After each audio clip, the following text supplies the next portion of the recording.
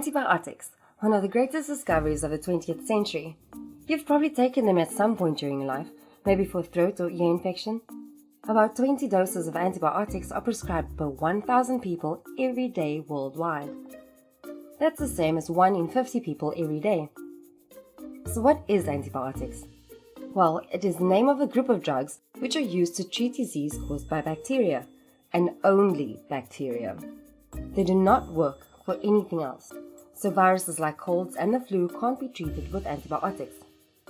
Bacteria are single-celled organisms, which can be pathogenic. That means that they can cause disease in humans and animals, and antibiotics can be used to treat these diseases. In 1928, Alexander Fleming discovered the very first antibiotic, penicillin. One day, after studying influenza, he noticed that mold had accidentally developed on a set of petri dishes, being used to grow the bacteria called Staphylococcus. The mold had created a bacteria-free circle around itself. The mold was the fungus Penicillium notatum. Fleming concluded that the bacteria on the plate had been killed off by a substance in the mold. Fleming named this active bacteria-killing substance penicillin. Other scientists then worked on penicillin further so that it could be produced as a drug, and by the 1940s, it was being mass-produced by pharmaceutical companies.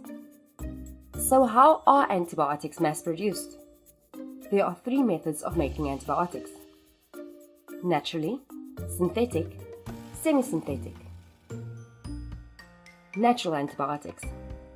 These are made by other organisms, such as fungi and other bacteria, like Fleming discovered.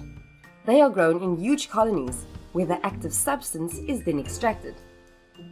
Synthetic. Some antibiotics can be made completely in the lab. Semi-synthetic.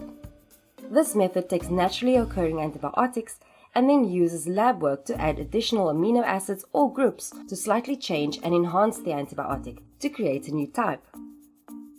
Penicillin was just the start. Now we make over 100 different types of antibiotics against different types of bacteria. So how do antibiotics actually work?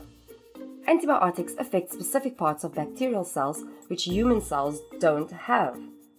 They stop the bacterial infection, but do not harm the human cells. This is done in 2 ways, either by stopping the bacteria from reproducing or by killing the bacteria. Antibiotics do this by inhibiting certain metabolic or chemical processes which occur inside the bacteria.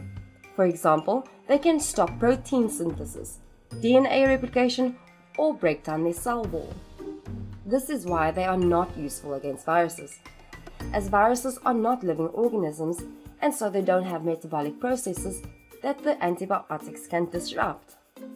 This is why it is very important to check whether an infection is caused by a bacterium rather than a virus before attempting to treat it with antibiotics.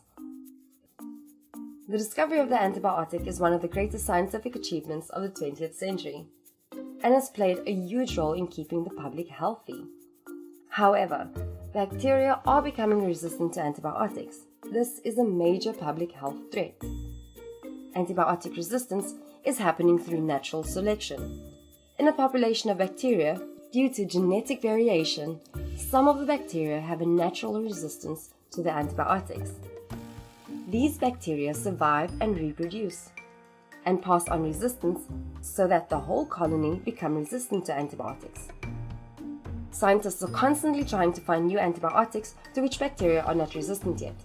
Keep a lookout for our video on antibiotics resistance, where we'll talk about the causes of antibiotic resistance and how we can help play a part in preserving the effectiveness of antibiotics. So there we have what antibiotics are and how they work. So the next time you're prescribed some antibiotics, you'll know exactly what's going on in your body. If you liked the video, give it a thumbs up and don't forget to subscribe. Comment below if you have any questions. Why not check out our Fuschool app as well? Until next time.